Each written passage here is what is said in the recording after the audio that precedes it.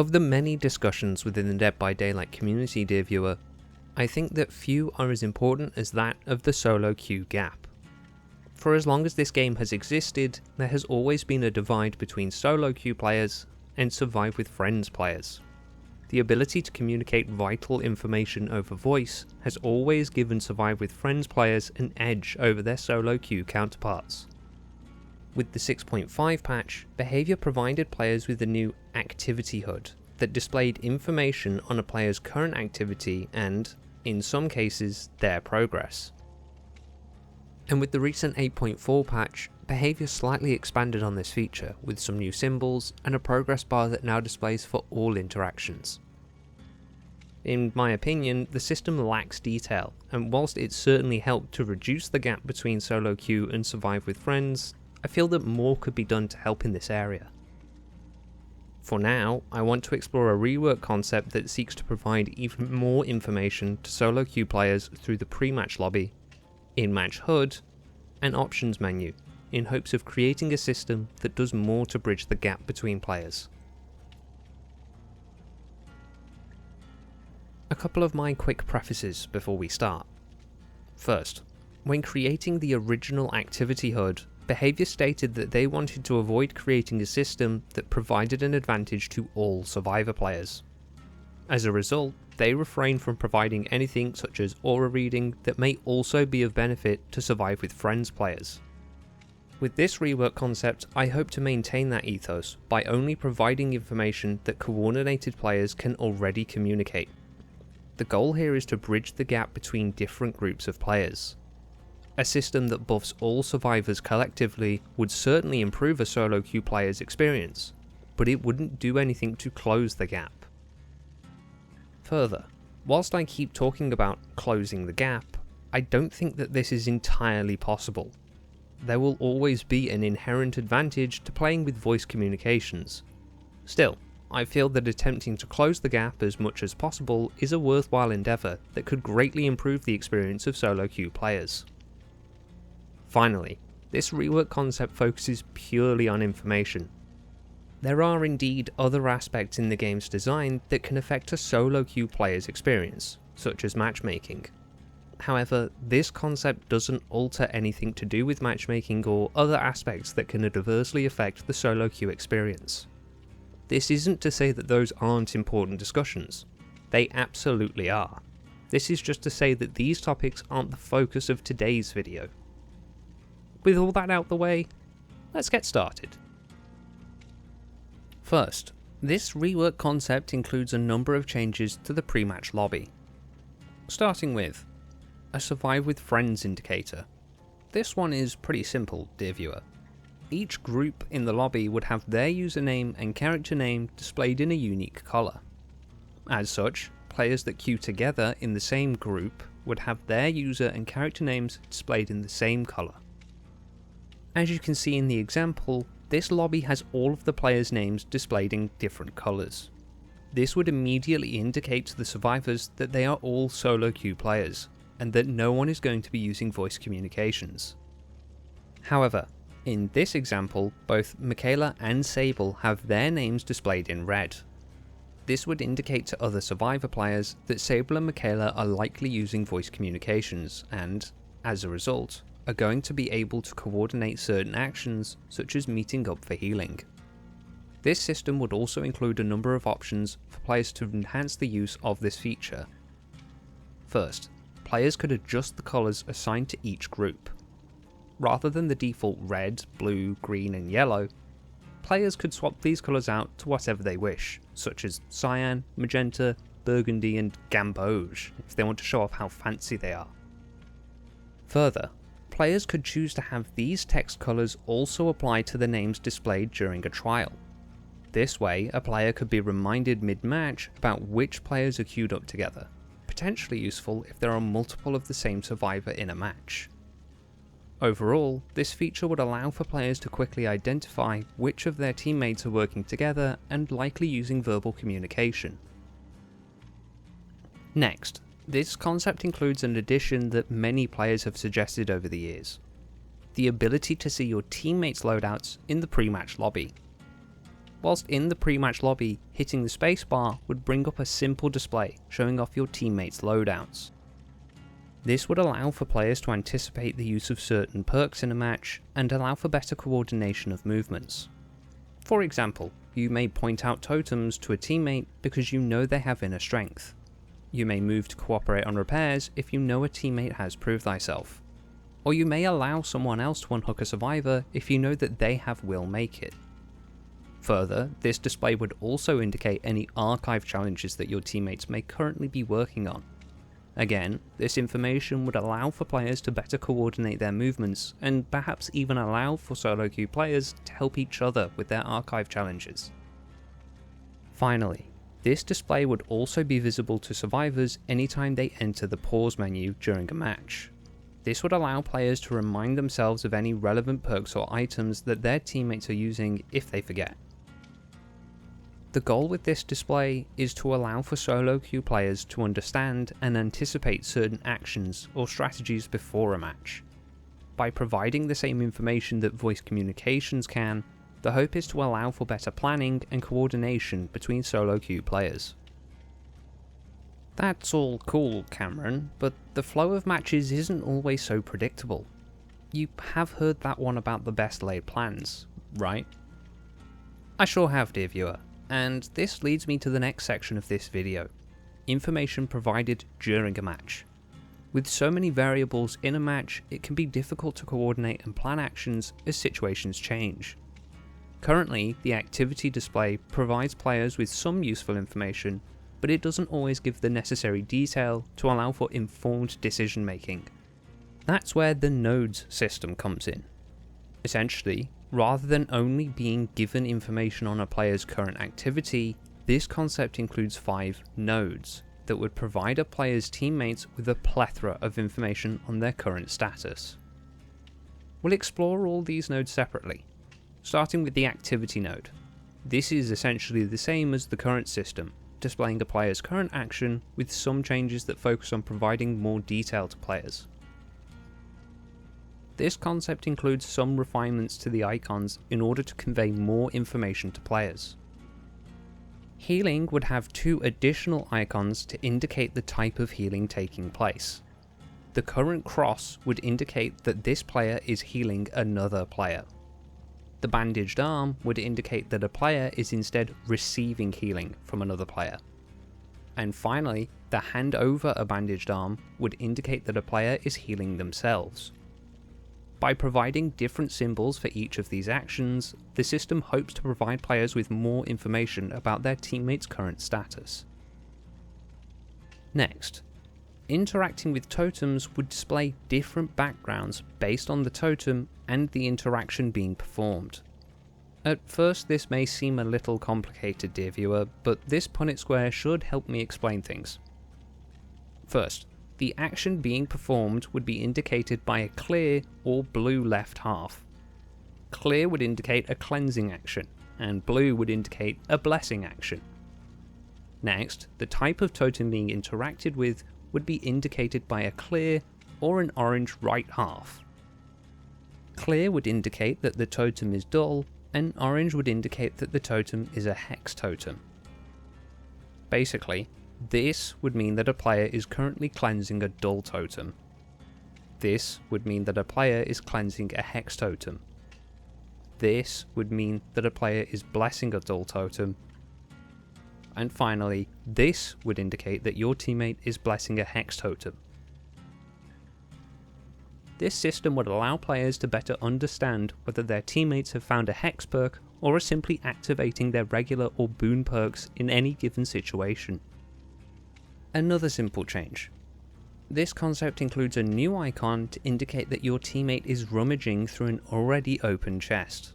This isn't massively impactful, but it may help to indicate whether your teammate is trying to activate certain perks. Now it's time to talk about the 2 new sources of information provided by this node. The first one is the self-unhook progress. As you can guess, when a teammate is on the hook, their self-unhook progress would be displayed to all other players in the action node. This would allow teammates to gauge whether or not a killer is camping, and if so, whether they need to take an exchange on the hook or not. The second one is the pallet throw indicator. Again, you can probably guess what this one does. Anytime a survivor throws a pallet, all teammates would be shown this through the activity HUD. By itself, this wouldn't be too useful. However, after exploring the function of the next node, this should make a little more sense. The goal with this revamped activity node is to provide players with more precise information and allow them to make informed decisions based on their teammates' actions. The next node we'll look at is the location node. This node would display a survivor's current location to their teammates. Whilst it's difficult to give a precise call out with a single image, some universal images could help to pinpoint survivors in a number of different situations. There are a number of universal images included in this concept, with each individual map also containing images for locations specific to a map. These universal images indicate the following. This is the main building image. This is the killer shack image. This is the basement image. And this is the exit gate image. Whenever a survivor is inside of, or within close range of, a particular structure, the game would display the appropriate image to indicate their approximate location. Further, when a survivor is inside a structure with multiple floors, the image would also include arrows to indicate if the survivor is on the lower or upper half of the structure when appropriate. For example, on Father Campbell's chapel, the up arrow would indicate that a player is on the first floor, and a down arrow would indicate that a player is on the ground floor. On structures that have a basement, the effect would be the opposite. Players on the ground floor would have an up arrow next to their node, and players in the basement would have a down arrow next to their node. Essentially, the arrow would point to the half of the structure that a player is currently in. In addition to these near universal callouts, most maps have specific structures and points of interest that can also act as possible callouts. For each map, specific symbols would, again, indicate that a player is within the immediate vicinity of a particular structure. Allow me to illustrate with some examples. On the map Grim Pantry, there would be specific symbols to indicate the locations of the mini pantry and the pier, given that they are immediately recognisable locations. On Mount Ormond Resort, the lookout post, benches, and snowplow would have symbols to indicate their location. And on the Dead Dog Saloon, the campsite, water tower, and gallows would all have their locations represented with appropriate symbols. The use of unique images would also be crucial for use on indoor maps that lack a traditional main building and killer shack. For example, on Leary's Memorial Institute, the key features of the map are the Shock Therapy Centre and the Doctor's Office, as well as some notable rooms such as the bunk beds, the waiting room, and the showers. Having symbols to represent these notable rooms on indoor maps would allow for basic coordination on things such as generator spread and grouping up for healing. Overall, the focus is on allowing solo queue players to convey basic information and coordinate their efforts without requiring the use of certain aura reading perks. The third node is the status node. Just as it sounds, dear viewer, this node would display any negative status effect that a player is suffering from, as well as providing a visual indicator for its remaining duration. If a player is suffering from several status effects at once, the indicator would swap between displaying the different status effects over a short duration. To further improve the quality of life for players, this node would come with the option of adjusting a status effect's display duration. Basically, if a teammate is suffering from several status effects at once, a player could choose how long an effect would be visible for before swapping to display the next effect. The idea of this node is to allow players to understand what effects are currently impacting their teammates and make choices appropriately. If you can see that a teammate is suffering from exposed, you may move to take a protection hit. Or, if a teammate is suffering from mangled, you may choose to wait out the effect before healing, depending on its remaining duration. The fourth node is the Terror Radius node. This one displays what terror radius a survivor can currently hear. The heart would change both colour and thumping rate to indicate what terror radius a survivor can currently hear. If a survivor hears no terror radius, the heart would be white and still. If a survivor is hearing the far music, that is 32 to 16 meters from the killer, the heart would be yellow and thump once every 4 seconds. If a survivor is hearing the near music, that is 16 to 8 meters from the killer, the heart would be orange and thump once every 2 seconds. And finally, if a survivor is close to the killer, that is within 8 meters or less, the heart would be red and thump constantly. Along with this node would be a set of options that allow a player to customize the colors of each specific proximity range. In total, this node will allow players to easily identify their teammates' proximity to the killer and make certain decisions accordingly. For example, if you're being chased and see that a teammate working on a generator has entered the terror radius, you can infer that you may be leading the killer towards them and change direction accordingly. Or, if a teammate on Death Hook is within the radius, you may assume they're attempting to hide from the killer, and as such, you can move in ahead of time to create a distraction or take a protection hit. The hope is that seeing this information could benefit solo queue players and aid their decision making in a variety of scenarios. The final node is the proximity node. This node would only appear when a survivor has been hooked. For as long as that survivor is on the hook, all other survivors would have their proximity to the hook indicated by the following symbols. This symbol would indicate that the survivor is within 16 meters of the hooked survivor. This symbol would indicate that the survivor is between 16 and 32 meters off the hook. This symbol would indicate that the survivor is between 32 and 64 meters of the hook. And finally, this symbol would indicate that the survivor is more than 64 meters away from the hook. In instances where multiple survivors have been hooked, the node would indicate a survivor's proximity to the closest hook. Currently, the perk Kindred is incredibly popular with solo queue players, and for good reason. The aura reading provided makes coordinating hook saves far easier. Of course, for players with voice communications, this is unnecessary as the hooked survivor gains aura reading on all of their teammates. By creating a proximity node, solo queue players could far more easily coordinate hook rescues without requiring the use of the perk Kindred. In total, these nodes would be able to convey important information to solo queue survivors without requiring voice communications. The hope is that providing players with more information would allow for the gap between solo queue and survive with friends to be greatly reduced.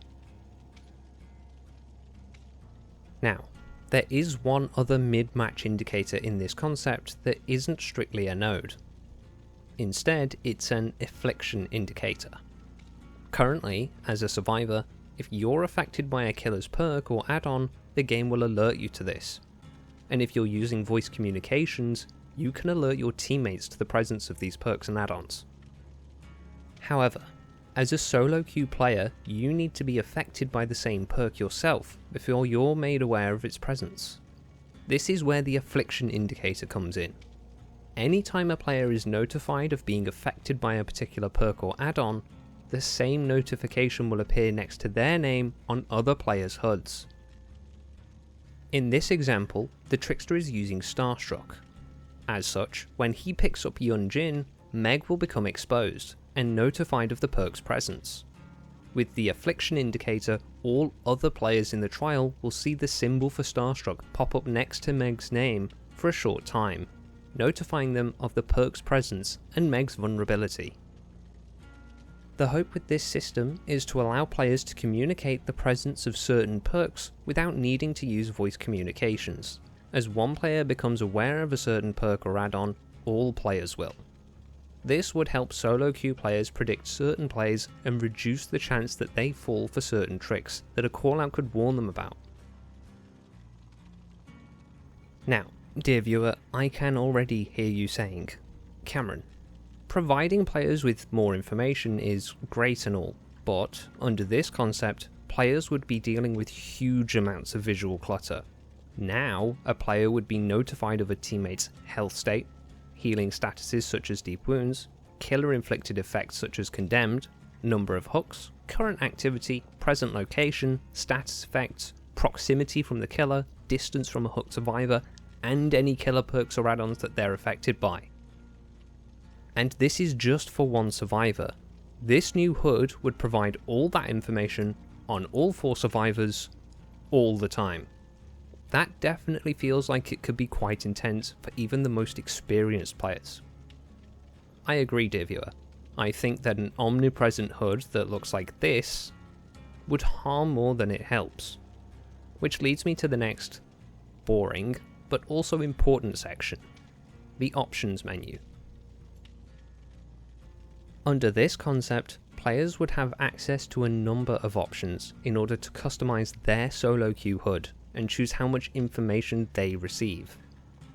First, players would have the option to toggle any of the 5 nodes on or off, meaning that they could disable the ability to see any nodes they wouldn't find useful. For example, if you think that the only nodes you would find useful are the activity and location nodes, you could disable the other 3 in the options menu. And now your HUD would look like this, with much less visual clutter. Further, the affliction indicator would also be toggleable in the same way.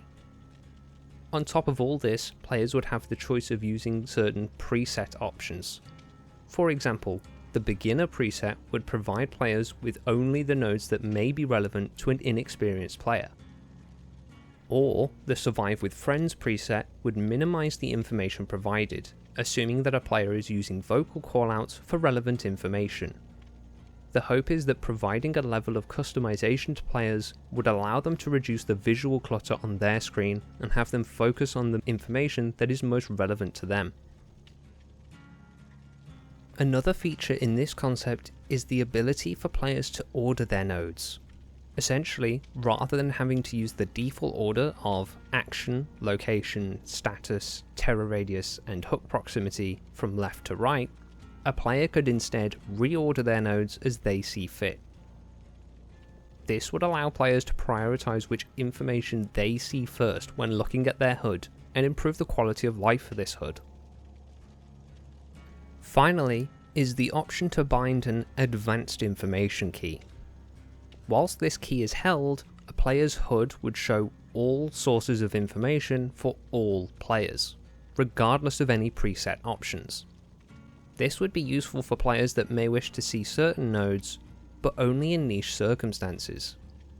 For example, a player may find that the majority of the time they don't want to see the terror radius node, and, as such, disable it in the options menu. However, in the rare circumstance that a teammate is slugged on the ground, seeing their proximity to the killer could be very useful. Is it safe to try and save them or not?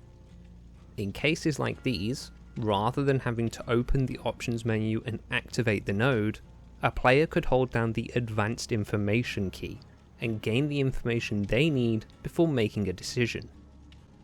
In total, this key hopes to make the process of deciding which nodes a player wants to see easier.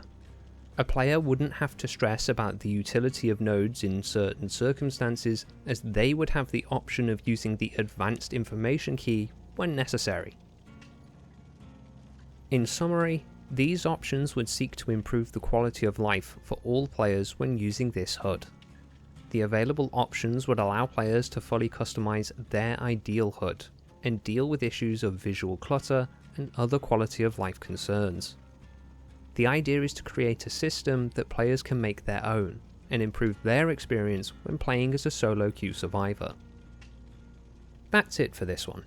These are all the suggestions I have for improving the solo queue HUD's current weaknesses as I see them. Let me know what you think. Leave a comment or make a forum post and send a link. Whatever your ideas are, I want to hear them. I don't make this video to declare my ideas as gospel or something, I just hope to maybe inspire some conversations. By discussing our ideas and putting them together, we can get that bit closer to making DBD the best version of itself. Thank you very much for watching, dear viewer, and I hope to see you in the next one.